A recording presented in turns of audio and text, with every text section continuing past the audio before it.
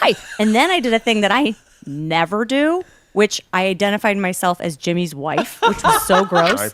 I prefer it. I said, hi, I'm Molly. And then you're like, who the hell's Molly? And I'm Jimmy Kimmel's wife. And I wanted to die. And so I feel like I'm kind of in constant conflict and I'm angry all the time, which isn't healthy at all. But I like personalize everything now. When I see these terrible stories every day, I'm immediately mad at certain aunts, uncles, cousins who put him in power. Well, I think we've come across the worst case of TDS, maybe even recorded in history. It's Molly McNearney. This is the wife of Jimmy Kimmel. Stop and think about the kind of person that would marry Jimmy Kimmel. Just let that sink in. Molly McNearney. She is really unhappy, very angry all the time. Her life is really crashing down. Her show just got canceled. She's not attracted to her husband, Jimmy Kimmel. We'll go through that. I mean, just read the body language, and it's pretty obvious. She thinks Jimmy Kimmel's a douche like everybody else. She's always leaning away. You've heard of this green line theory. She's always leaning in the other direction, even if she's kissing him on the cheek just for pictures. So I think he has some deep issues in his marriage. I mean, imagine dating a woman who happens to be the producer of your show, the very low ratings Jimmy Kimmel show, Jimmy Kimmel Live. She's the producer and his wife. So as you can see, when he's next to her, it's kind of like a cuck. It doesn't really make a lot of sense. And, that's just because Jimmy Kimmel isn't much of a man. This is a guy who really sold his balls to his wife. She talks about the politics. She's the one suffering from severe TDS, and we really ought to pray for her. Hey guys, hi. There they are. How's it going? Hi, guys. How you doing? Good. Hi, guys. How you doing? What a weak man. What a weak and pathetic man that Jimmy Kimmel is. Hey, guys. How you doing? Do you see he's smaller than his wife on this? Based on what I can see, I think that Jimmy Kimmel likes to get dominated. He likes to have a woman in his life that tells him what to do and tells him to shut up and get down on his knees and worship her. He gets into this. Remember Sarah Silverman? She dominated that fool. We're going to be okay. And we really, Jimmy and I think really both believed that night the show was never coming back. And I said to Jane, I said, and Billy, I said, I want you guys to know that it's really important you remember this moment. And I want you to remember this, that your dad and his show are on the right side of history. I want you to remember that. And my daughter very earnestly paused and she said, I thought we were on the left. They're very literal children. Very literal children. They're very literal children. Was that a bit or is that a real experience? Tell me what you think in the comments. I don't know. I actually think that's a pretty funny bit. It's possible. Wait, how can we be on the right side of history? We're on the left and we're always wrong. And I said, well, we can be both. We can be on the right side of history and also on the left. And that was a confusing explanation. No, she wasn't talking about right, left. She's talking about how the left is literally always wrong. Imagine being so confident in your righteousness that the first thing you tell your daughters when your stupid husband's show gets canceled, not because of what he said, but because of the low ratings. Nobody watches this stupid Jimmy Kimmel show. Everybody already knows we should get boosted according to Jimmy Kimmel. We should worship Dr. Fauci. We don't care about celebrities over here. You guys are into that. You don't have God in your life. So you worship idols like celebrities and politicians and your politics. So I'm not quite as, I get a lot of negativity thrown my way. Being off Twitter has been very helpful, but I just take a very practical approach to situations like this. I'm like, all right, what do we have to do? Who do I have to talk to? What do I have to check in with? And how are we going to handle this? I think Molly's more emotional. Would you say that's fair? Yeah, definitely. Yeah, I think Molly is more emotional. Doesn't Jimmy just sound depressed and weak? Who do I have to talk to? What do I have to do? What do we have to handle this? That's because you're just repeating lines and phrases. He doesn't know what the hell he means. He doesn't care about any of this. It's his wife driving everything. That's what you got to understand. And he hasn't been fooling anyone. He acts like he cares about an issue, and it's performative. Remember when he cried?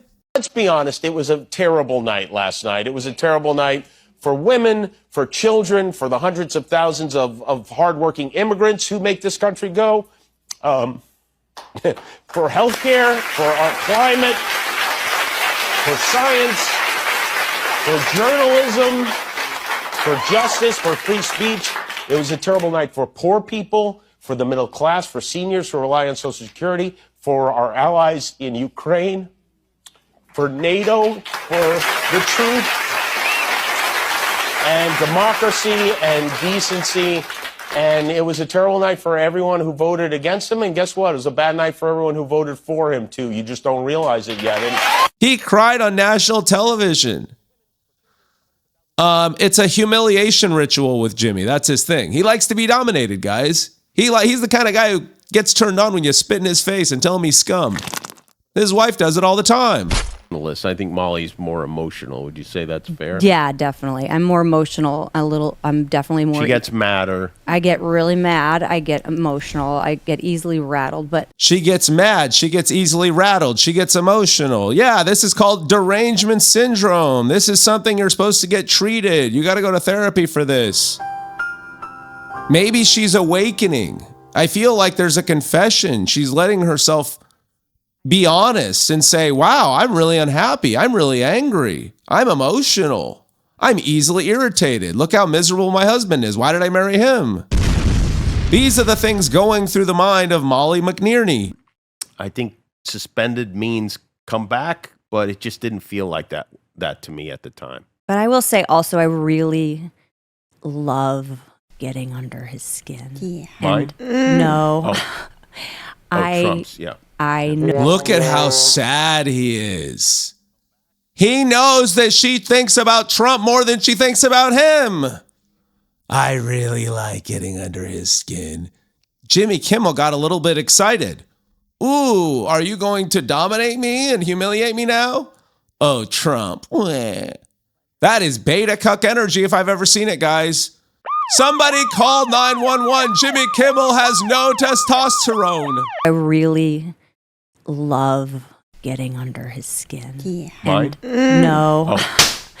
Trump's, yeah. I know you agree in that, taking a little bit of pleasure in it. When we see that it's bothering him, it brings us a little bit of joy, because it feels like we're one of the only ones who are getting in there. Yeah.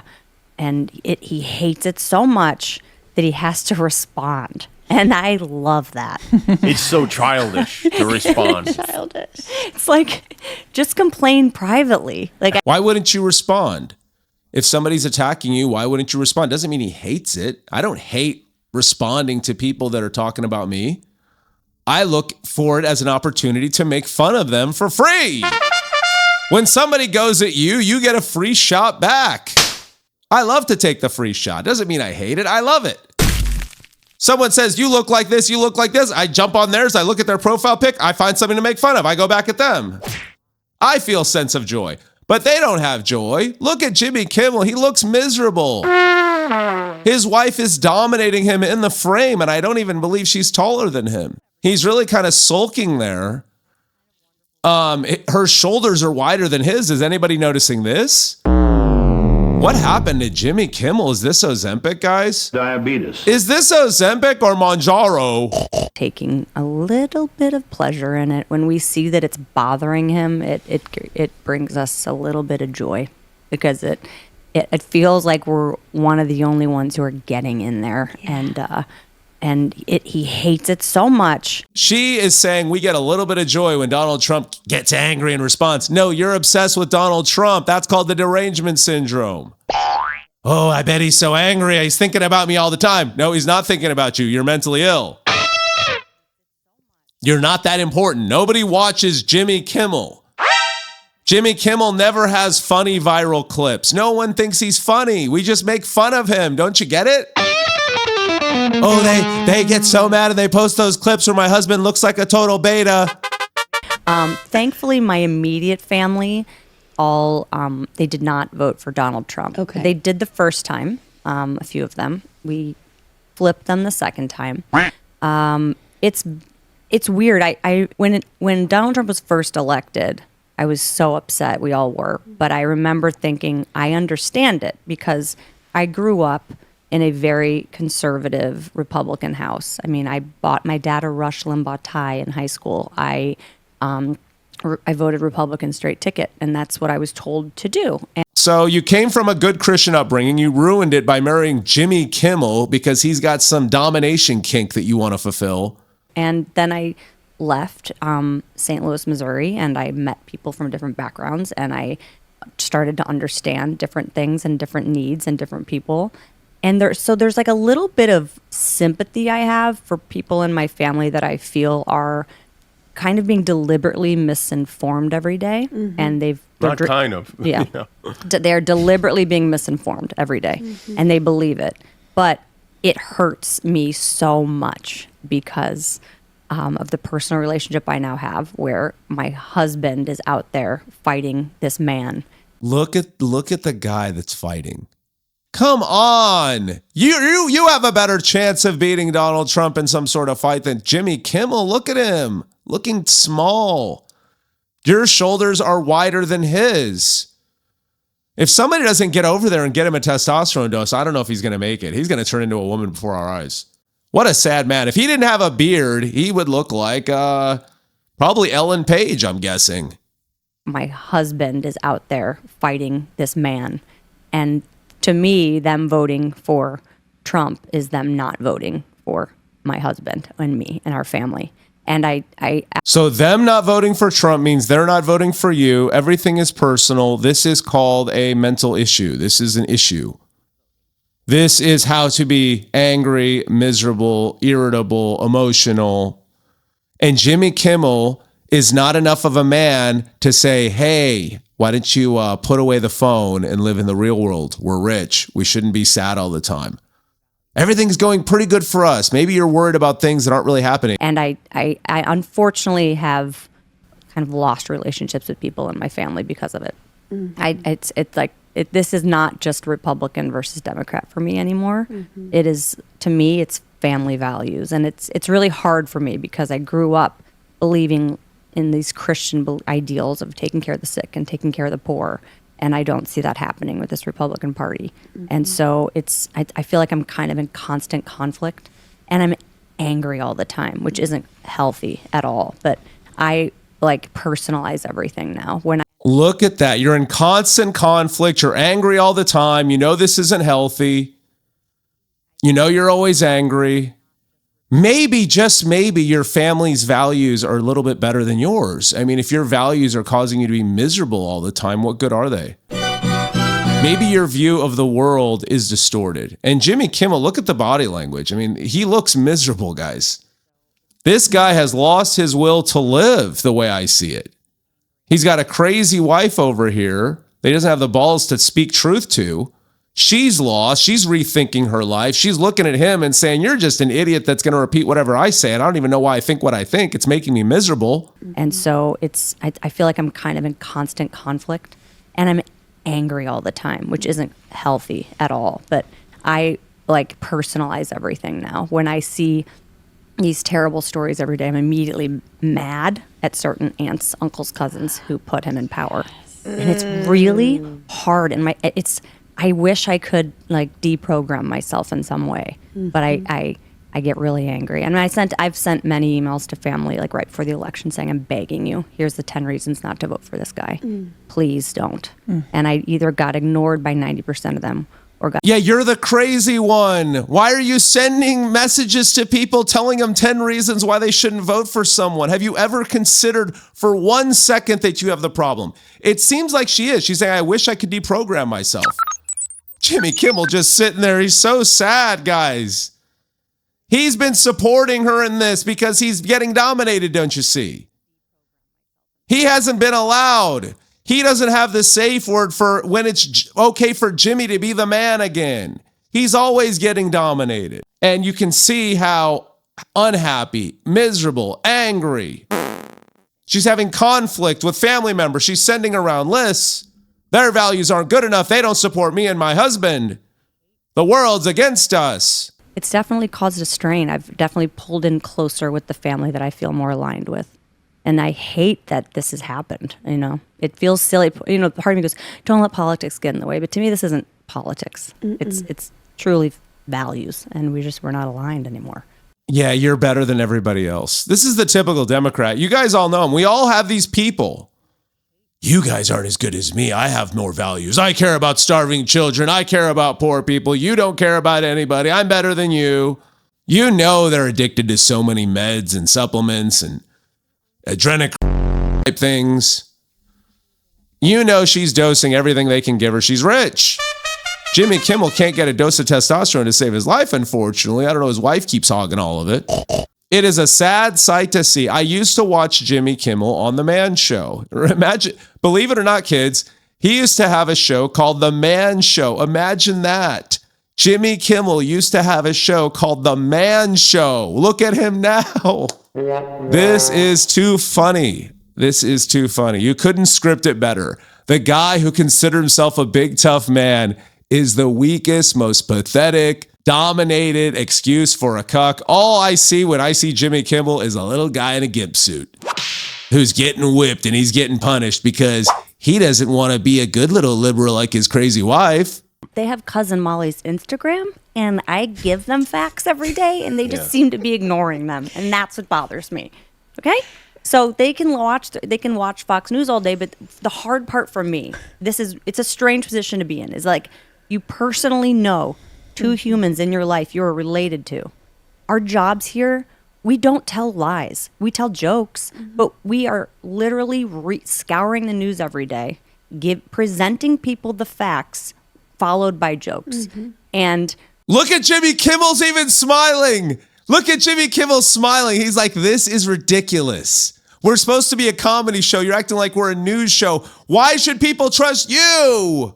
Who are you? Who the heck are you? You're a mouthpiece for the stupid Democrat left. You're not scouring the news. You get talking points and you tell your cuck husband to go up there and repeat them. He'll do anything for you. Just bring the whip and bring it hard, he says. But we are literally scouring the news every day, presenting people the facts, followed by jokes. And if you can't, to me, I go, why are you trusting that guy over me? This is Cousin Molly here, guys. Like, I wouldn't lie to you. He's not a good person. Think the same thing that we think. It's like, oh, she's in Hollywood. She's hearing all this stuff. She means well, but she's not, she's not right. She's wrong. And she's one of these Hollywood liberals. Yeah, for sure. She's one of these Hollywood liberals that's always angry, always unhinged, always emotional, doesn't have good relationships with her family. Don't you want to be like her? Why don't you call up your family and ask them if their views make them miserable and angry at everybody all the time, where they start to hate family members because they voted for someone you disagree with? I guarantee they're not thinking of you. I had an aunt when I moved to LA who gave me a Bible and on the inside said, don't stay in LA long. That's where the devil lives. So that's what I'm dealing with. There it is. She's not wrong. She's not wrong. So you're making a joke about your lovely aunt or something who gives you a Bible, says don't stay in Hollywood too long. The devil's there. And Jimmy Kimmel knows that's true. I'm actually starting to have a little bit of grace for Jimmy Kimmel. I think he knows that his wife is insane, and I think he's probably just trying to stay together for the kids.